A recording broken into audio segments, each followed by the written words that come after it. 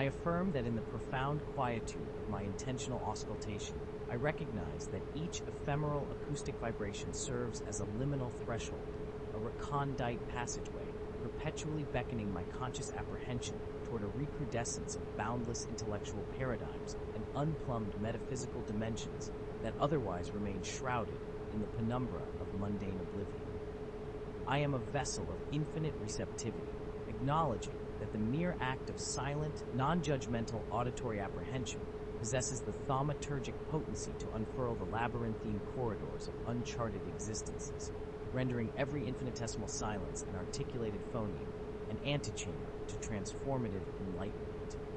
As I meticulously attune my multifaceted cognitive faculties to the delicate susurrus of my interlocutors, my hermeneutic perspicacity undergoes a magnificent apotheosis, transmuting the convoluted obfuscations of human discourse into luculent clarities and fostering a resplendent lucidity of expression that effortlessly bridges the fathomless interstices of isolated human subjectivities.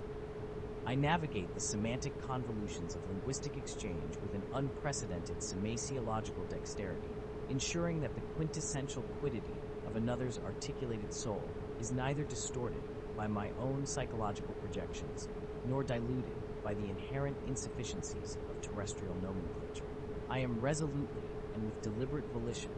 permeable to the multifarious epistemological constellations that continuously orbit the periphery of my prevailing Weltanschauung, courageously embracing the protean nature of ultimate truth by systematically dismantling the hebetude of dogmatic intransigence and unconditionally welcoming heterodox ratiocinations that shatter the calcified carapace of my erstwhile intellectual complacency. I luxuriate in the dizzying vertigo of cognitive dissonance, recognizing it not as an encroaching peril, but as a propitious herald of conceptual evolution, a sacred invitation to reconfigure my internal architecture to accommodate the unfathomable complexity of exogenous philosophical paradigms. Through the unyielding and assiduous cultivation of my noetic percipience, I embark upon an autopoietic trajectory directed unequivocally toward the realization of absolute eudaimonia, wherein the phronesis meticulously garnered from deeply registering the external milieu catalyzes a profound inward illumination, exposing the latent, tenebrous topographies of my own subconscious idiosyncrasies and existential frailties. The auditory assimilation of the external world becomes a flawless mirror, a reflective panopticon through which the veiled penchants and deeply entrenched heuristics of my own psyche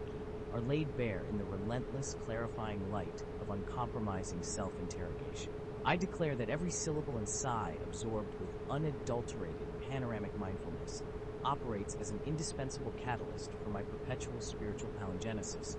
precipitating a serendipitous transmogrification of my primordial character and harmoniously aligning my mundane existential trajectory with a teleological commitment to unfaltering meliorism and boundless ascendance.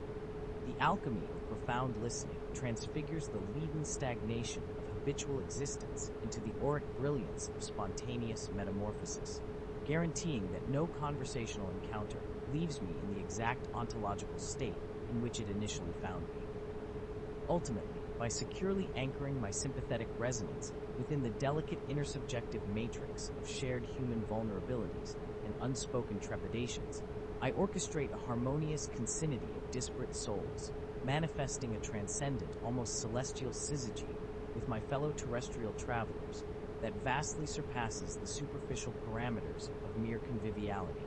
and approaches a state of irrefragable cosmic consanguinity.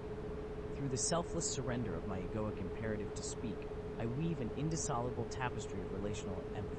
binding the fragmented monads of humanity into a singular, breathing organism of mutual comprehension and limitless, unalloyed compassion.